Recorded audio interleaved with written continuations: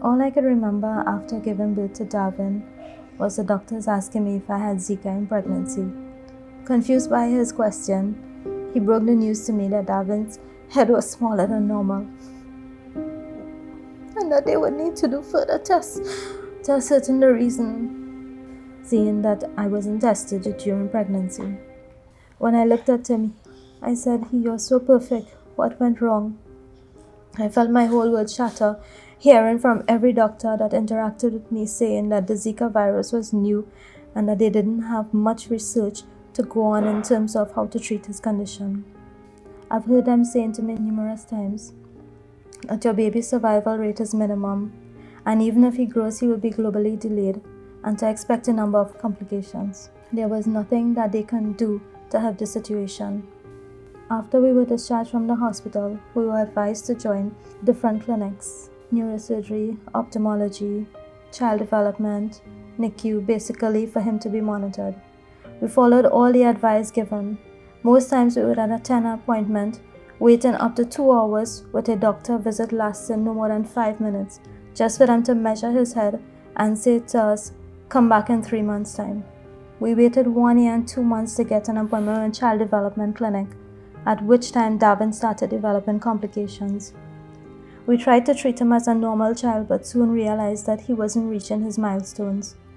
In October 2018, he developed a fever that just couldn't leave him. He was warded and treated, and once discharged, the fever kept coming back, and we were back and forth in the hospital. By December 2018, he developed what doctors believed was aspiration pneumonia, and in January 2019, he was warded for the entire month in critical illness unit, feeding through an NG tube and having stomach bleeds, and still battling with the recurrent fevers that doctors could not find the source of. Every week we had to change his IV medications because the fever kept reoccurring. During this time he developed seizures, which anyone can tell is an horrible and terrifying experience to watch your child go through, knowing that there is nothing that you can do about it. Davin has been hospitalized 6 times between October 2018 and April 2019. Davin is the youngest of my 3 kids, and I remember every day his brother and sister would say, "Mommy, when is Davin coming home? We want to play with him." But by playing with him, they meant laying down next to him and singing nursery rhymes and clapping his hands because he was globally delayed. He doesn't know how to roll over or sit up, and his vision is still unknown. Once he heard their voices, he would smile and be comforted. We have exhausted our bank accounts trying to get any test to help him until one day a specialist told us, "We don't have the treatment and the equipment or the technology to help your little boy. If you take him on board, he will get the medical attention that he needs."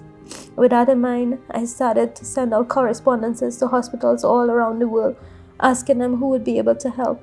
And Nicholas Children's Hospital responded and said they would be able to look at him and try to provide him with the treatment he deserves.